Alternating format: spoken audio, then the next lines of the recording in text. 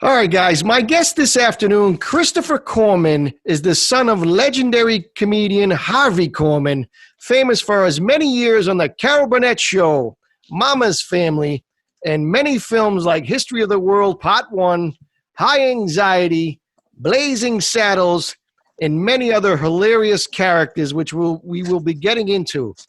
Chris has written a very fun book about his dad called OMG. It's Harvey Korman's son, which I highly recommend to everyone. I'm thrilled to have this gentleman on the show this afternoon, Mr. Christopher Korman. Chris, first of all, thank you so much for your time this afternoon. Oh, it's my pleasure. I'm happy to do it. And I apologize for the technical difficulties because we probably got a combined age of about 97, so that lets us off the hook. Chris, I want to start off early on in your life. Many people think that the reason why you grew up in the public eye was because of your dad, but that's actually not the case, Christopher. No, I grew up with a learning disability. I was diagnosed at the age of probably 3. My skills were not comparative with the other children in the class. My parents figured something was wrong. My hand-eye coordination and gross motor skills were not like everybody else in my class. So they took me to a consultant, and they got me tested, and they got me to a private school for people with learning disabilities called the Marion Frostig School. And I turned out to end up hosting a golf tournament for them for 22 years to raising scholarship funds for parents who couldn't afford it. And I co-hosted the golf tournament with my father for 13 years. And then I co-hosted with Frankie Avalon and the Smothers Brothers, Doug Sanders, Wayne Rogers. So I have been in the public eye mostly because of my LD, but being the son of Harvey Korman, so there was a two-prong effect going on here. So there were a lot. I don't want to get off track, but there were a lot of egos in that golf tournament. With the celebrities, yet they're really, a lot of divas. Yeah, that's the thing that probably burnt my father out. Everybody wanted to close the Saturday night show. I'm the biggest star. No, I'm a big star. No, I'm a big star. My dad says, this isn't Star Search, folks. And McMahon's not here. Right. Yeah, so get with the program. This is a charity event for people with disabilities. There are no agents here. This is not going to advance your career. So get over yourselves. So, it was Conway. It was different people every year that wanted to get up. A lot of big names. Gene Barry. A lot of very big names came to our golf tournament. But I had to tell you, being a baseball fan that I am, the most incredible year I ever had. When Sandy Koufax and Don Drysdale comes to my golf tournament. Oh, wow. And to spend a half an hour talking to them about baseball. But what's funny about baseball players is they want to talk about my dad. They want to talk about Blazing Saddles. And my dad wanted to talk about Koufax's no-hitters. I don't blame him. There was a mutual admiration that baseball players and actors have for each other. It's like watching a bunch of little kids talking and playing. Right. And they all trying to top each other. And so, as a tribute to your dad, Chris, you probably don't see me, but I got a Dodgers shirt on. Oh, yeah. Well, I had a Dodger cap around here somewhere. But yes, I am so glad they won. Yeah, finally. I wish my dad had been around to see this last championship. Yeah, it would have been something. So let's get into your dad a little bit, Chris. What were some of the pros and what were some of the cons of being a celebrity's kid? Well, I think people make the assumption is, well, you have money, you have status, you must not have really that many problems. Well, that's a fallacy. That's not true. You probably have more problems.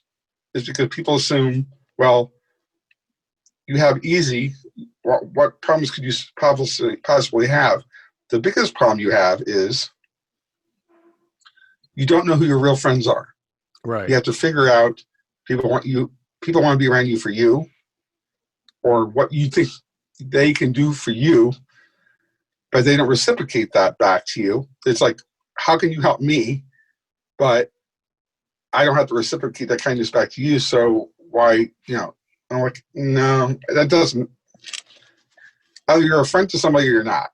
Right. Either you're a true friend or you're not. That's one of the problems.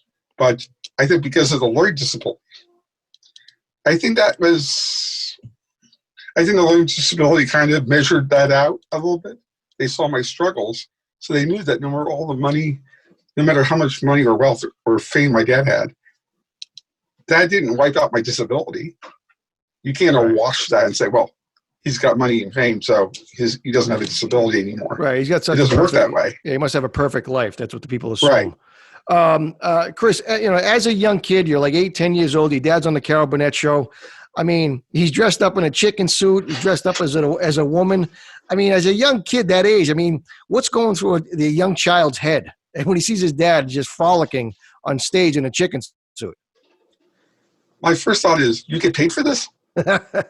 Yeah, well. I mean, it's like, you go to school the next day, some people's father's a lawyer or a doctor. What does your father do? He cross-dresses on television to make a living. If that doesn't make you send you into therapy, I don't know what will. Right. But I went to school with Dom DeLuise's son, David. Okay. So David DeLuise and I were in the same boat. It was, at lunchtime, Dave and I would be sitting there having lunch, and we'd be talking in first name. He would say Dom DeLuise, and he'd say Bert. He meant Burt Reynolds, or I would say Tim. So everybody around us was like, "Would you stop name dropping?" Because he would be around Burt Reynolds all the weekend, and I'd be hanging around with Tim and Carol and everybody. So it was a lot easier having somebody else in my same boat. But I also went to school with Engelbert Humperdinck's son, Jason Dorsey. Oh, wow. And so we were all kind of in the same boat. We all kind of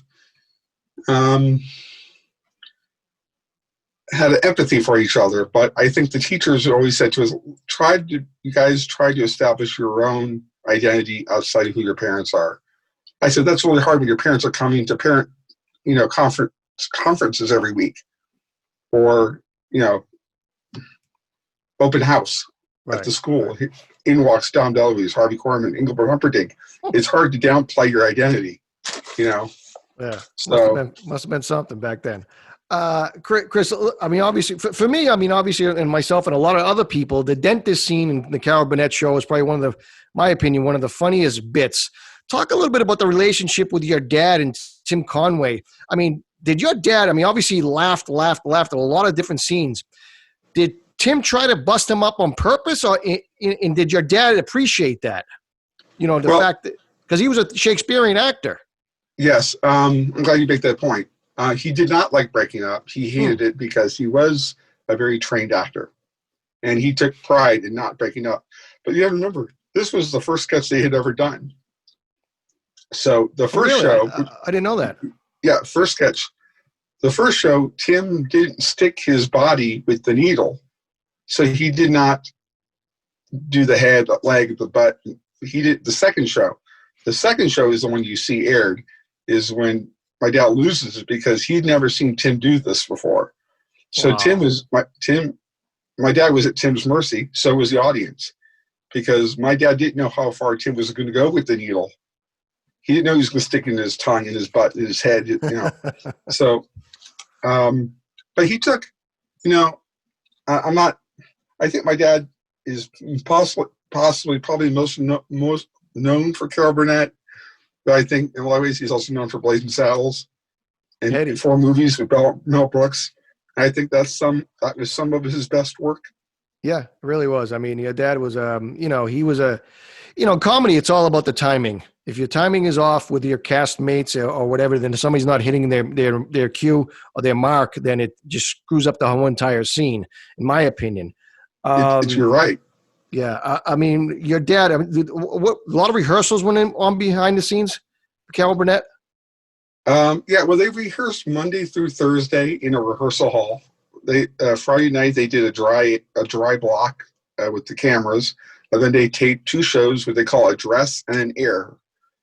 The first show was always get it in the can, The second show was Let Conway Go. Let Conway do whatever he wants in the second show, and we'll just edit 2 shows together, and you'll see 2 different shows. Wow. But I actually, I don't mean to interrupt, but I heard, I'm going back to the dentist scene, but I heard Tim Conway on the Conan show say that a dentist actually did that in the military with him, trying to pull his tooth. He put the Novocaine through his side of his mouth, and it went out and hit his arm. Yes, he called it dentist for dummies. The dentist actually went through the patient's cheek, and he paralyzed himself. and then he wanted to pull the tooth, and Tim Conway said, right. No. So he also said that your dad peed himself in that scene. Is that true? No, because if my dad had peed himself, they would have to stop, and he would have to change his clothes. And I don't think they only had but one outfit. So yeah. Lyle Wagner, I had Lyle Wagner on a couple of months, actually like 6, maybe 4 or 5 months before he passed away. Oh, great guy. Wonderful man. He left after, I believe, the 7th season. Obviously these guys say, well, I want to do other things. I want to do other projects. The producer was pretty frugal on that show. Was that maybe one of the reasons why he left, you think? That was probably the main reason why. He also, I'm not going to bash Joe Hamilton, but you have to realize back then the budgets on those shows were not what they were in the 90s. I mean, so, and he saw himself that, he was not going to do the roles my dad was going to do. He was limited in what they gave him. And after 7 years, he said, I want to stretch as a performer. I want to stretch. And you can't blame Lyle for that. I mean, very handsome guy, leading men type of quality. And he had the best sense of humor. I mean, it's very self-deprecating. I mean, he could poke fun of his own masculinity with no problem. Great guy. Biggest ham in the world. A great guy. I was greatest hearts in the world. I was stunned when I heard, because I never heard he was sick or anything. But neither did I. I saw him at the Burnett reunion in 2017. He had a crutch. No, you don't think of it. Oh, crutch. Okay, well, and it led to something else. So his family kept it very hush-hush. Which it's too bad. I can understand that. Yeah, too bad. Great guy. Chris, after the 10th season, your dad left. He announced he was going to be leaving, and Dick Van Dyke took over. I mean, your dad obviously became like family, obviously. I mean, the audiences knew him. They loved him. I mean, what was the feeling your dad watching the Carol Burnett show, seeing Dick Van Dyke doing a lot of his bits? I don't think my dad watched it after he left. Really? No. And to be honest with you, I talked to Dick at my dad's memorial briefly, and he said, I should have tried to take over your dad. There's no one that can replace your father. Right. And that's an amazing thing from Dick Van Dyke. But I think Carol said something very astute. When my father wears a dress, it's Harvey playing a character. When Dick wears a dress, it's Dick in a dress. Right, exactly. Because my dad would inhabit. That's not to say that Dick didn't have range, but because my dad had classical training, he imbued every character as if that's him playing that character. Mother Marcus, Hadley Lamar. He took from what he learned and was experienced in his life. So to him, every character was a full-fledged, fully realized character, because that's how his training allowed him to do that. Dick doing shtick, that's just Dick doing shtick. And that's not to say Dick can't do characters, but Dick, I don't think, had my father's range. Yeah, that's me. Right. I mean, you growing up with your dad, I mean, I think you said it in your book, it was like you going to the Harvard School of Comedy, and your dad was the dean. His timing was impeccable. Plus, like you say, he had that Shakespearean background as well. And not too many. I mean, Robin Williams, I don't think was a Shakespearean actor, but he did go to Juilliard, but I don't think he tried the roles my father ever tried. They were both intimidated. You mentioned in the book, Chris, they were both intimidated by each other. Was that the? Oh yeah. If I could tell this story quickly. Yeah, go ahead. It was a Carol Burnett, Carl Reiner, Whoopi Goldberg, Robin Williams special in 1987. It was shot for ABC, but it was done on stage 33 where Carol Burnett did her show. I'm sitting in the back of Robin Williams' agent with my best friend, Scott Marshall. And I kept on lamenting to Scott, oh my God, Dad didn't want to work with Robin. And my friend Scott said, why? I said, he was scared he was scared out of his mind to work with Robin because he knew Robin was this improv guy. And Robin's agent turned around and said, man, you are full of crap. I said, Robin was scared shitless of your father. I said, why? I said, your father's an icon. And he said, so is Robin Williams. I mean, generationally, I grew up with John Ritter and Robin Williams. So to hear Robin Williams' agent say that about my father was sort of like, it put into perspective generationally how we see comedy. And Robin said, Harvey and your father were very referential with each other the whole week. My dad would say, Robin, you want to try this? Or I would say, okay, let's try that. If it doesn't work, we'll just do something else. So they had a great mutual respect for each other the whole week. They left their ego at the door because he'd already worked with Carol. He'd already worked with Carl. So he wasn't intimidated by that. But with the idea of working with Robin Williams and with Goldberg, that was like, oh my God, I've really hit it big to work with these people. He never really he never really appreciated his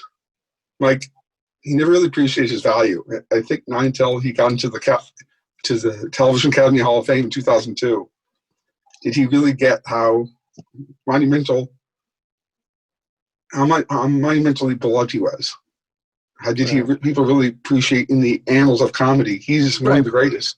He was in the company. I don't think he could ever grasp that concept. Right. He was, I mean, his resume put him in that company. You know what I mean? He didn't see himself as a giant. Yeah, very modest. Speaking of comedic giants, your dad obviously worked on History of the World Part 1 with the great Mel Brooks. Talk a little bit about that if you can. Well, I'll tell you, Mel had my father up to his office at Warner Brothers.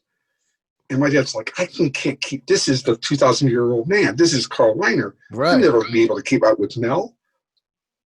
So he went in with his office with his agent. And Mel starts acting out the whole movie right in front of my dad. And my dad's like, well, you do this, we'll do the paddle, we'll do this. And my dad's like, oh my God, I'm not going to be able to keep up with Mel Brooks. This is just too much for me. Now, the story goes, and Mel told me this. He said, I had Harvey in my mind the whole time when I was casting this. Wow. My wife, Anne Bancroft, the Academy Award-winning actress, said, why don't you use the guy from the Burnett show? So I'm at the memorial talking to Mel and Bernie Coppell, who played Siegfried from Get Smart, who was a very dear friend of our families. Mel says, don't listen to Anne Bancroft. She doesn't know anything about talent. She weakened her talent with a bitter on the you-know-what. Trust me, Chris, I had Harvey in my mind the whole time. And my dad went around telling everybody, if it wasn't for Anne Bancroft, he doesn't get Blazing Saddles. And if you ask Anne Bancroft that, she would have told you the same thing. Wow. And Mel would have told you, my dad and Anne were both full of crap. So it's amazing how it comes together. It's amazing how everything comes. The first scene was the first day was the paddle scene. Wow. And my dad had no idea they were going to have chemistry. He knew Carl and Mel had great chemistry. He didn't know if Mel and him were going to have chemistry at all. One bit. And they did 4 movies together. And History of the World, Blazing Saddles. Did anybody ever come up to your dad and say, hey, look, it's Count the Money. Count the Money. Oh, God. He was, we were walking in Beverly Hills once, and we were walking across the street, and somebody shouted out, hey, Headley. And he turned and said, it's Headley. Get it right. One time he ran a stoplight, and somehow some diesel truck cut him off, and the truck driver rolled down his window, gave him a standing ovation, said, way to go, Headley, great driving. And my dad's like, oh my God. I like when he did Count the Money, and everybody said, he used to say, Count Demonet. I was there for that. I got to go to London for about 3 weeks. And just to be around Mel was just heaven. Yeah. He did Dracula Dead and Loving It, Yeah. which was the last one. High anxiety. And High anxiety. which I have to tell you, my favorite part in the movie, this is just me, the werewolf scene where he attacks that guy. Yeah. With, I know with you're the rubber bands. Yeah. This is just me. I don't think anyone shares this sentiment, but that probably for me is one of the funniest scenes in any movie that my dad has ever done, outside of Blazing Saddles. But I always put Blazing Saddles 1B with High Anxiety 1A, because for me, the werewolf scene is one of the funniest moments for me that my father ever did with Mel. A lot of people, but I'm biased. Right. A lot of people may not know this, Chris, and I may be wrong. Did your father get offered the role of the Gene Wilder part in Blazing Saddles? No, actually, Gene was offered the Hedley Lamarr role. Okay, sorry. Yeah, okay. Before it was Blazing Saddles, it was called Black Bart. I'm sorry. It was called Black Bart at the time. Okay. And then Mel called it Tex X or Tex Mex. And Gene said, I'm not right for that role. Maybe the Waco Kid, maybe. Right. But I'm not good. And supposedly the story goes, he had offered it to Carl, and Carl said, that's not true. Carl Reiner. And said, I would not have been right for Hedley Lamarr. And my dad claims that Carl passed on it. And Mel said, that's not true. Huh.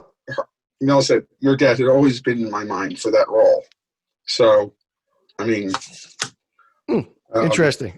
I want to ask you, Chris, you may not get a lot of these questions, this question asked you, but one of the most underrated comedies that starred your dad was a 1986 film he made with Tim Conway, of course, called Long Shot. He played Lou. Classic film. For my audience out there who've never seen this film, look it up. It's called Long Shot. It's a classic slapstick comedy.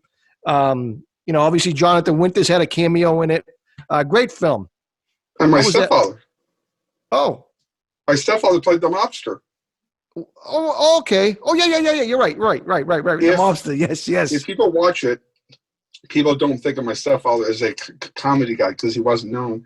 But if you noticed, George DiCenzo, who played the mobster who snorts, he played Vincent Bugliosi in Helter Skelter. Oh, wow. He's the one that hits Michael J. Fox with the car in Back to the Future 1. Okay. That was my stepfather. I know. My dad actually told the casting director to cast my stepfather in the Long Shot movie. So I'm in the movie, my sister's in the movie, my dad's in the movie, and my stepfather is in the movie. All four of us are in the movie. It's a family affair, huh? Wow. So, yeah, and my dad and George actually got along beautifully. Yeah, that's a very underrated film. Really is. It is. It's a very funny film. Really is. And there's the scene where they're all at the dinner table with Ted Wass from Blossom and Jack Weston. The scene is where they're all eating calamari. That day, George had gone on a diet. He had to eat like 35 plates of calamari because they kept on breaking up. And Tim would do shtick, and then my dad would do something, and then George would do something, and then George would snort and break up my dad. So all day, George had to eat one plate after another plate of calamari, and he was on a diet. By the end of the day, he said, I don't ever want to see another plate of fucking calamari. Pardon my French. Yeah. But my dad and George loved each other. They got along great. And it was great. Whatever ego or pride they had, they shared Christmases together. Oh, nice. Nice. My house in Santa Monica or at my dad's house. Whatever problems I had at home, I had two really great, outstanding father figures in my life, and I'm blessed to say that. That scene with Jonathan Winters, classic comedy. Oh, God, is that funny? Classic comedy. I mean, Jonathan Winters, they got a flat tire. They're going to the track. They got a hot tip, and they need a spare. You got no spare, huh? No, we got no spare. Come on, we got to go, buddy. Let's go. No spare, huh? Then somebody says, I forget who it is. Give me a crowbar. Hit him over the head. We'll take his car. Oh, yeah. It's a funny movie. As Stella Stevens. Classic. It's really, it's very underrated because you don't really see it on too often. No. I want to ask you, Chris, I did not know this in doing some research on your dad, but he was actually offered the role of Captain Steubing on the Love Boat. Gavin McLeod, another friend of the show. You're the first person that's asked me that. The first person or the last person? First person, because nobody knows that. You did your homework. Yeah. He left Burnett in 77. He done High Anxiety in 76. The Love Boat was going on in 77. The Burnett show had already died. Their ratings were awful. He went in to read with Aaron Spelling and Douglas Kramer, I think. Yeah. And he read for the Meryl Streep role. And I think the only that might have persuaded him not to was he just come off 10 years on the Burnett show. He done 4 years on Danny Kaye. So he had 14 years of straight work. He said, I think I want to shape my extra schedule a little bit, spend more time with my son and daughter. I have an older sister, Maria. I think he wanted a break. He didn't want to do 12-hour days, and he definitely didn't want to dance with Ethel Merman. Who needs rhythm? Who needs rhythm? And do a one-camera light, relight, shoot, relight. And he said, well, he would have gotten another 7 years out of work, 9 years out of work out of that. Right. But I don't think you want to do 8-10-hour days. Yeah, long days. People don't realize. A lot of people don't realize it out there. They think you go do a couple scenes for the day, gone in 2-3 hours. People are there for 16, 18 hours. It's long days, and it's 5-6 days a week and reshoots. It's a real pain. It can be. I mean, the money's good, but the work is can be stressful at times. I want to ask you, Chris. Your dad, for some reason, really didn't recognize anybody. Like you could be like, I don't know, the biggest star in the world in front of him, and he wouldn't even recognize you. Were like his little shark, little fish underneath the shark. You would spot out the celebrities, and he'd be like, "All right, Chris, who's that? Who's that? Who's that?" So like me when I go to an Italian wedding, I ask my wife, "Who's this? Who's this? I don't know. Who is it?" Well, I think it's in the book. Right. We were at a. It was when they call a send off, or they announce all the shows for the networks. NBC was doing their kickoff evening, and my dad had worn half a tuxedo and baseball shoes. We were going to go to the Dodger game after this, so he wore half a tuxedo with a Dodger jacket. I'm like, not exactly the greatest fashion style in the world. So he's wearing half a tux with a Dodger jacket on, with a Dodger cap on. He said, "I hold my jacket." So they found him another tux jacket to wear if he needed one. Pierce Brosnan walks up towards my dad. He's walking towards me. Now, Pierce Brosnan had just made it big on Remington Steele. Right. He didn't know who Pierce Brosnan was. My dad didn't watch television back then.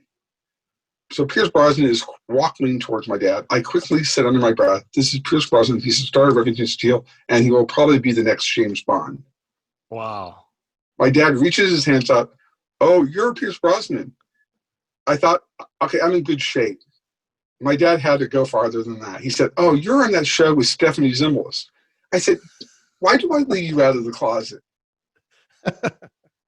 Now, Pierce is standing there waiting to see if my dad's joking, if he's being serious. So they just hold their look to each other. And my dad said, "Oh, Pierce, I'm just joking. I know you're a big star." I'm thinking, oh, God, what a schmuck. I said, "I can't take you anywhere." Real quick, because we only got like 7 or 8 minutes left, unfortunately. Okay. Talk about Bert Lancaster. You meet Bert Lancaster. Okay. I'm 18 years old. We're in Hawaii. We're having breakfast. I'm seeing Bert Lancaster come towards me, right? Okay. My dad's back is back to him. So I'm seeing Bert Lancaster. I'm like, "Dad, Bert Lancaster is coming towards us." What? It's like a really bad Abbott Costello routine. Bert Lancaster is coming towards us. What? How louder do you want me to say it? Bert Lancaster's coming. He's like, "Oh." He tilts his head. "Oh, hi, Bert." "Oh, hi, Harvey. This is my son." So the whole time we're sitting there having breakfast with each other, it's just the funniest thing. They're not saying anything to each other. They're just staring at each other with eggs in their mouth, not saying a word. And I'm trying not to laugh because neither one of them will talk because both of them have eggs in their mouth. Finally, Bert swallows and says, "Me and my wife have been watching you for years. My father turned into his best Elmer Fudd Daffy Duck imitation." He couldn't believe Bert Lancaster knew who my father was. Right. He said, "You know who I am?" I said, "My wife and I watch you all the time, Harvey, on Saturday night. We love you on the Burnett show." My dad was beside himself. For the rest of the day, he was like, "I can't believe Bert Lancaster knows who I am." That should show you just how humble my father is. Right. He sees the movie stars as the big stars. I'm a TV's sketch comedian. I'm no big deal. But he really was. He just didn't see himself that way. Back then, the movie stars were the big stars, then television, then soap operas. Right. But Broadway obviously was big. What do I want to say to you? Your dad would not want to be called he would cringe if he was called a straight man or a sketch comedian. He was, and not to dismiss, those were the skills that he was very good at. Because of his training, he wanted people to perceive himself as a complete artist or a Renaissance performer, a man who could do it all. He could do it all. He could sing, he could dance, he could act, he could direct, he can produce. And he didn't want to get pigeonholed as just being a sketch comedian or a sketch artist or a character actor. But those were the things that he was good at. He was good playing characters. Right. Chris, that's why he never did Broadway. Real quick, tell my audience where they can get your book. They can go to Amazon.com, and it's Oh My God, it's Harvey Korman's son. Or they can go to Bear Manor Press, BEARMANOUR Press. They can find it in hardback or soft cover. It's only 165 to 166 pages, so it won't put you to sleep. Yeah, no, it's a really fun book. I really enjoyed it. There's so many stories. It's great because it just tells you the stories. I mean, you're not going through like the first 100 pages of he was raised in Iowa with his great grand. It just goes right to the stories, which I really loved, and it just cuts the rest of the stuff out of it. And really fun book. I really highly recommend it. My audience run out and get it on Amazon. Real quick, Chris, your dad loved pizza. Oh, did he love pizza? He had a pizza oven installed in his house. He wanted that authentic Chicago-style pizza. My kind of guy. Oh, my God. If we went out, he'd say, let me order. I know what pizza to get. Now, you're a Dodger fan, right? Yes. And so am I. Vin Scully did a 35 to 40-minute eulogy for my father when he died. It was an audio track, and they played it. Do you know what it's like to have the greatest announcer in the history of baseball eulogize your father? Love Vin Scully. It was he's a outside of Chick Hearn, these are icons. Yeah, Chick Hearn. Johnny Most, greater than Vin Scully. We had Johnny Most over here for years. Really? With the Celtics. Your dad had another. You and myself and your dad would get along great in terms of food because I love Nate Nells. Yes, food. Nate Nells is one of my spots, and I'm glad that they're back online. Hopefully, pretty quick. Oh my God! My dad said, two things happen at Nate Nells. You go to eat, and you go to be seen. Hopefully, you don't go to be seen and worked at, but you couldn't help. You're sitting there before you know it. Shecky Green comes in. Shecky Green, wow, still around. It's like, Larry King. Larry King, another great guest. I miss Nate Nells. My wife and I were at Nate Nells, and I introduced her to Neil Diamond that day with my son. Huh. And my wife had never met him, and I lived next to Neil Diamond for most of my life in Malibu. So that's a long story, but it was just so weird. I mean, you go into Nate Nells, you can meet anybody on any given day. It's crazy. It's like going to the biggest club in town. I miss it. Me too. I want to ask you real quick, Chris. We got like 4 minutes left. What would you say is the funniest moment you ever had with your dad? Okay. All right. I had lived on the East Coast for a good portion of my life. My dad was still living in California. We're driving in Santa Monica in his Lexus. My dad always had a look on his face like he couldn't find where his ball was at. He always had a look of confusion. And he had this look of despair on his face. And I said, "What's wrong?" I said, "I don't know how much longer I want to live." And what came out of me was a tirade. Like, you blankety blank mother blankety Right. blankety son of a, he started laughing so hard he had to pull to the side of the street and laugh for 10 minutes. I said, Dad, I haven't had a Christmas with you in a long time. And I would prefer you say Merry Christmas, I love you, but I don't know if I want to live, is a real it's a little icebreaker. Yeah, Debbie Downer. Yeah, Debbie Downer. Right. For the rest of the time, we laughed. He was jovial because I had to take that pin and stick that needle of that out of him and say, look, I don't know how many more Christmases I do have with you. And the ones I do want to have with you, I want it to be monumentally important. So Right. could you keep the Gestalt hate life crap to yourself? Chris, what would you say was probably your dad's toughest day in his 60 years in show business? I don't know if you saw the movie about Bud and Lou with Buddy Hackett. Oh, yeah. Your father played Bud Abbott. Right. And Artie Johnson played 1978. Eddie Sherman, who was their manager, who so happens to also be our distant cousin removed. Huh. Artie was our cousin. So there's a scene where Bud has to recall to the audience in the radio station that Bud's son had just drowned. Butch, yes. Butch. So the camera had to pan up very slowly to my dad on a master shot. That day, he said, I had to recall the time when I knew that you might have died at birth. I was born with brain damage, called hyaline membrane disease. So all day, he said, for me to recall the idea of losing your child, all I had to do is subtextually think, well, what would it have been like to lose you as a child? From that moment on, he said, I never want to do drama again. It's so draining. And I think the famous actor who said it, Edmund Gwenn, said, but he said, dying is easy. Comedy is hard. Right. Wow. All right, Chris, we're going to have to wrap this up. So okay. Run out and get your book on Amazon. And thank you so much, Chris. This has been a joy for me. It's been a joy to me.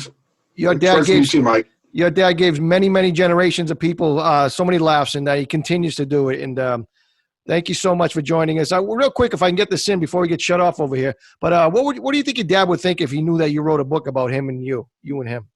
I think if he knew that it helped a lot of people understand what it was like to be a parent with a child with a learning disability, and that he celebrated my disability as a blessing, and I can use that forum to help other people, that's the best reason to have a book. That's the best reason to have a famous father, is to help other people.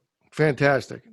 Fantastic, Chris. Thank you so much. We'll catch up to you soon, and best of luck with the book, and be safe. Hopefully the doctors repeat. Right. All right, man. Thank you so much, Chris. Take care, Mike. Take care. Thank you, my friend. You got it. Bye-bye. Bye-bye.